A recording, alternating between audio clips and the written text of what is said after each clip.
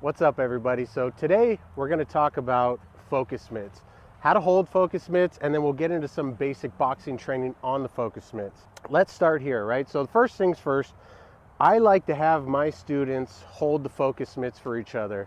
It could be a little challenging in the beginning, but you're going to get many different benefits out of it. For example, right? So the first thing that we want to focus on when we're holding, you want to be in your stance. So whether I'm hitting the mitts or holding the mitts, I'm still practicing my movement as I'm holding. So if my partner moves over, I'm going to move over with them, still focusing on all the principles that we've talked about up to this point. Okay, so keep that in mind. It's going to train your hand-eye coordination a lot quicker, and you're going to get used to seeing punches come at you. It doesn't matter if I'm holding the mitt or parrying a strike. It's the same principles, right? Getting used to seeing punches fly in your face. You're starting to get used to distancing from different types of body lengths and different arms and different attacks. And so really, you just keep training whether you're holding or hitting. All right, so now we're gonna get into some of the basics on how to hold. A lot of what I see out there, first thing, is I'll see people hold for jabs and crosses. They hold way out here, right? They're gonna hold for hooks out here, things like that. One thing to keep in mind, what we're trying to do is simulate a body, right? That way we get to hit fast and hard. You're not gonna be able to do it on your partner every day, right? So we wanna do it on the mitts. So if I'm holding for a jab, this represents the front of my face. I want it close to my face. One thing you don't wanna do, and I see this mistake a lot, is people will hold it in front of their face, right? I'm sure you can imagine what's gonna happen if there's a mistake made. So we hold it off here to the side. I want to try to get close right here to stay safe. So your jab, and I like to go across. There's a lot of people I see out there, sometimes they'll hold it on a straight line, jab cross on the same mitt. That's a possibility. You can do that if you like. It's up to your preference. I like to go across and get used to turning my hips in instead of staying in a straight line, right? Because in combat, I'm not going to throw my jab and cross down the same line anyways. So I want to vary it. So my left hand, if I'm training a right-handed fighter, this is going to be your jab. Okay, and when I pick up the jab, and I'll show you in a bit in live action, you don't want to just hold it so that it's loose and it pops back. I want to meet it a little bit. Just put a little bit of resistance behind it.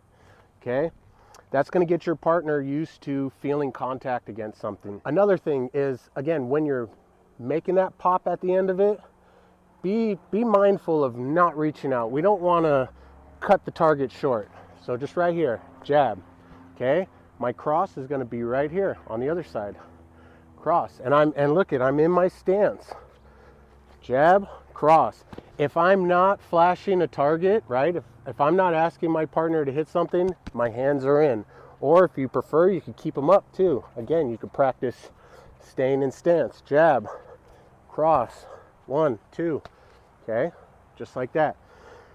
The hooks, again, I see a lot of people holding hooks out here, and let's think about this for a minute. If you're throwing a hook, right, you're aiming for the head, this side of the head. So I like to hold it right here on center line. I've seen a couple guys, they'll hold it here. Again, this might be up to your preference. One thing to keep in mind is different ways that you hold is going to determine how easy or difficult it is to transition to different combinations of punches, right? Either one is correct. You could hold here or right here. I like to hold right here on the center line. So that's my hook. Okay, if we go to the body, same thing, right on center line. Now, to put things in perspective too, as far as my partner punching, I am going to go off of my partner's body type. So if I'm training someone who's much taller than me, then I'm going to hold this at my partner's head level, right? Jab, cross, partner head level. Hook, partner's head level. And then the opposite. If the guy's shorter, then I'm going to go to my partner's height, right? So body hooks on the center line. Okay, one way I see people hold body hooks is like this.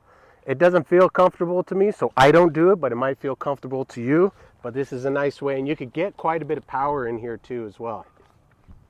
Okay, if we're holding for uppercuts on the center line at your partner's chin level, okay, because that uppercut's coming right under the chin. So you want it right there, center line. And then the last punch, we haven't gone over this much or talked about it, but it's an overhand. So an overhand, it comes at an angle downward. It's just like your hook, but it comes down at an angle. So if this is my hook, that's my overhand, just down at an angle. So center line and then cock it over on the side. Okay, so those are our basics. Here to help me out is my best friend and my brother, Jesse James. So Jesse James is, I'm just trying to figure out the best wording to an artist, a hip hop artist, a musician. I see Joe Bruce would say an artist of life. Okay. But I'm a musician. Okay. Okay. So, yep, my brother Jesse James, fantastic musician, goes by Faulted. Where can they find you, Jesse? You can go to my website, iamfaulted.com. Find me on Instagram, I am faulted. Catch the theme on YouTube, same thing, I am faulted. Perfect. And then I'll put the link in the bottom of the description as well. That way it's easy to find. Okay, so now we're gonna get into holding with a partner, right? We'll go over some of the stuff that we just talked about earlier on how to hold.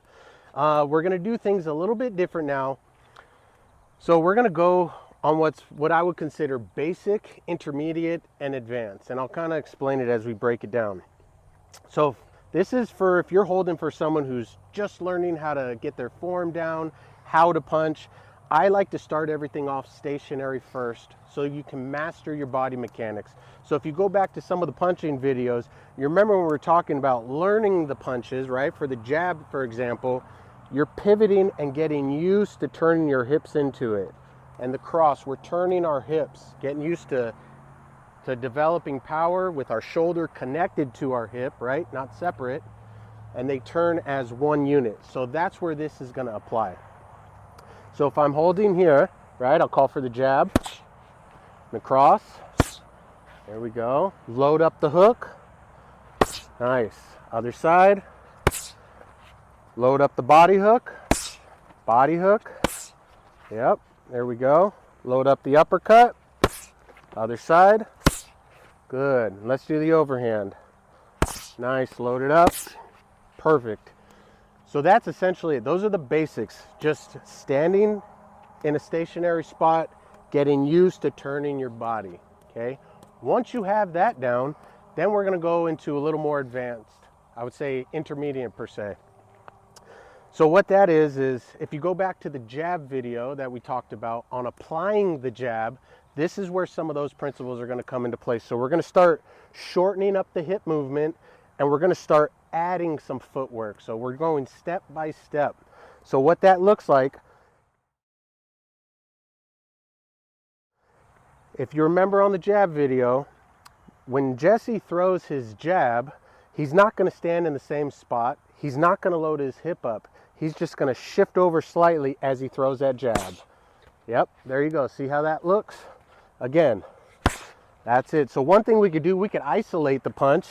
I love doing this with my students. The first thing I teach them how to hold their stance, their angle, and again, their distance, and we just work on the jab. Yep, we could double it up. There you go. So if I start pushing off this side, yep, Jesse's got to respond. There you go. That's it again. One more. Double. Nice. Okay.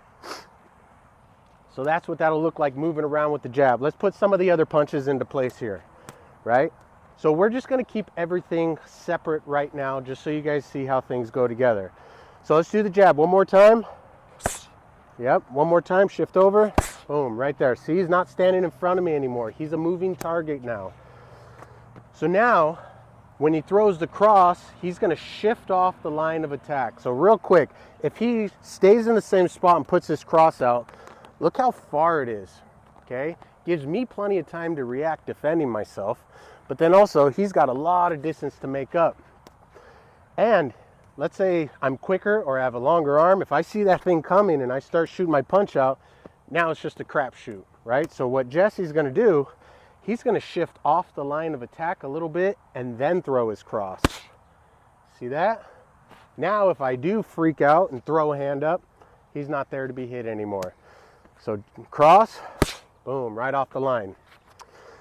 So those are your basics when we're talking about lead hand and rear hand. The jab he shifts off, the cross he shifts off. Okay, so now we're going to talk about, very briefly, advanced holding. And this is where everything comes together. Okay, so if we take a step back for a moment, there's a few things that we're going to be focusing on here.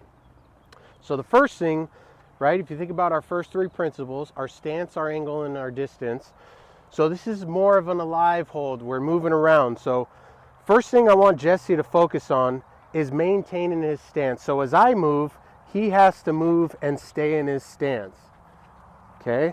The second thing is holding that rifle on me, right? This is holding our angle. So again, we're moving around. I'm trying to push my partner to move and maintain the principles. And then the last thing is the distance. So if Jesse holds his jab out, this is the distance he maintains. So he's going to hold his stance while he's moving. He's going to hold this angle, which keeps this jab on me at all time, and he's going to maintain this distance. If I were to try to bridge this gap just by stepping in, that jab should be waiting for me, right? And vice versa, if Jesse wants to rush in on me as he's stepping over, he's coming in behind this jab, right? And so what that looks like is, instead of me punching straight in, because again, he could step off the line and counter me, or he could throw a longer jab out and get me. So what I'm going to do is, as I step off, I keep that jab behind me. And this is how I start to walk down and bridge that gap. I'm using my jab as cover fire. So we're holding our stance, we're holding our angle, and we're holding our distance. And all I'm going to do is I'm going to move around, and when I flash a target, Jesse's got to be ready to fire. Right? And sometimes we'll put a couple together, double jab, right? As if I pressure him this way, see how he rolls off. So it's very live. 1, 2. There we go. Okay, and then we just have fun with it. There's some fixed combinations that I like to throw out there sometimes, and sometimes I'll throw them in here. So for example, right, I might ask for a triple jab. There we go. Push. That's it. Jab, cross, jab. That's it. And that starts to train your partner to go from cross to bringing that angle back on. Jab, cross, hook. That's it. And then we're moving. And then I got to keep my partner honest sometimes. If he's in range and I could get him, I want to reach for it. There you go. There you go. Jab, cross. That's it. 1, 2. There you go. That was better from the hips. Good. Okay, 1, 2, 3. Go jab and lead uppercut. That's it. One more. Jab, lead uppercut, cross. Nice. And then roll out. So you kind of get the idea. Just kind of have fun with it. Start moving around. You can see even the person holding, you get good training in like that too. Okay, so if you have any questions, drop a line on the YouTube comment section or look us up on Facebook.